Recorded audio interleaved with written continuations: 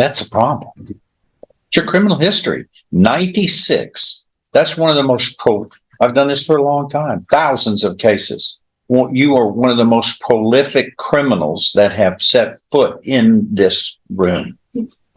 And I guess you have used similar kinds of sad stories to others to try to minimize your responsibility.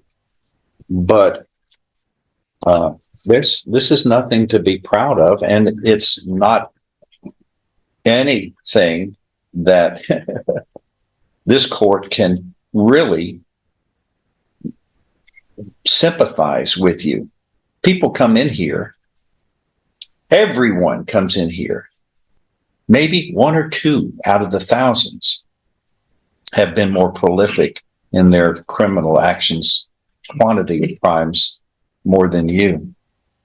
But all of those thousands of people that come before me could say, Miss Tiffany Marshall, she had 97 convictions, and you let her kind of sashay out of here. And I'd like the Tiffany Marshall rule, please, because aren't you supposed to be fair, Judge? Yeah, I am. I should be fair. And everybody is to be judged based upon their criminal history and character. And this is very poor character. And your criminal history is most prolific. This court is not going to change the rule of law, which states people are responsible for their bad acts, their criminal acts. They must be held responsible. Anything else? Well, I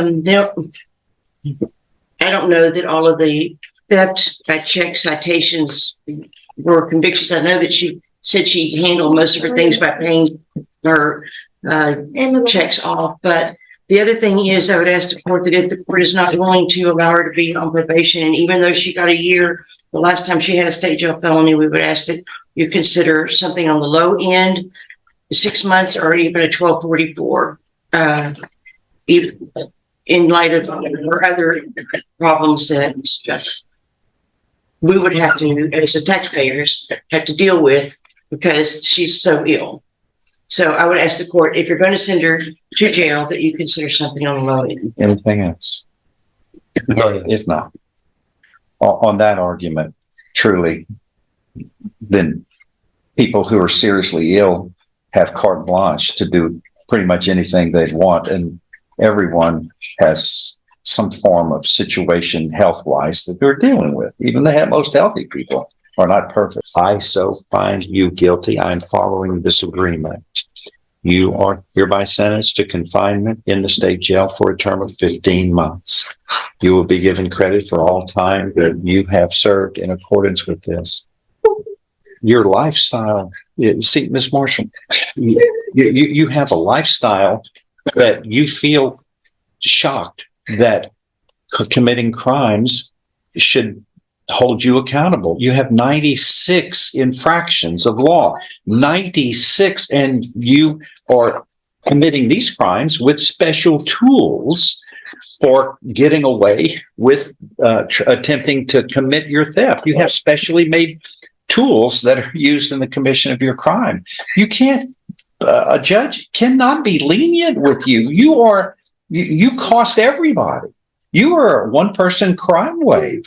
It's thefts that cost everybody more money at merchandise stores because their theft, the loss is so high. We have to pay for your criminal acts. But after 96 times you have had to go deal with crimes in various courts, from felony courts to misdemeanor to Class C misdemeanor courts, you would have gotten the message, and you never have. You just are a career criminal. That's you're the very essence of a career criminal. And I wish you wouldn't do that. Thou shalt not steal. You've heard of that one. And it's not only written in moral issues, but it's right there in the law. There's a full section or 2 or 3 in the penal code which deal with dishonest acts, and that's where you are. I'm sorry. I just wish you'd have changed your ways. But like I said, you've been doing this for 30 years. 30 years. Okay. Judge, can I get some time to get my stuff in order and go to my doctor to get my vaccine? No, ma'am, not under this situation. The jail is going to be able, those people in the jail take care of people who have medical issues. I trust them. They are good at their job. I'm going to give you a chance during the Christmas season to go out and steal more stuff. I don't think so. Well, you've always done that. You've done that for 30 years, 97 times now. It's tickets, traffic violations. So please, I got my grandkids living with me. Ma'am, my God, ma'am, you didn't think of all of that when you made a choice to steal? You didn't think of what you had to lose? Yes. And the people who rely on you or respect you or look up to you? I've got children. I've got grandchildren. They help me make the right choices, and it's not all that hard to think about them first. And you don't. You just thought about stealing for your needs. I'm sorry. I don't mean to. I hate being the Grinch here, but this is all about law or an order, and this is 97th time. 97th time, my gosh. It's like all them times it's like tickets and Ma'am, they were all crimes that you were found guilty of. They were all crimes. All of them were crimes. That is all. And make sure that you inform the jail about your health needs so that they can get the proper medication for you.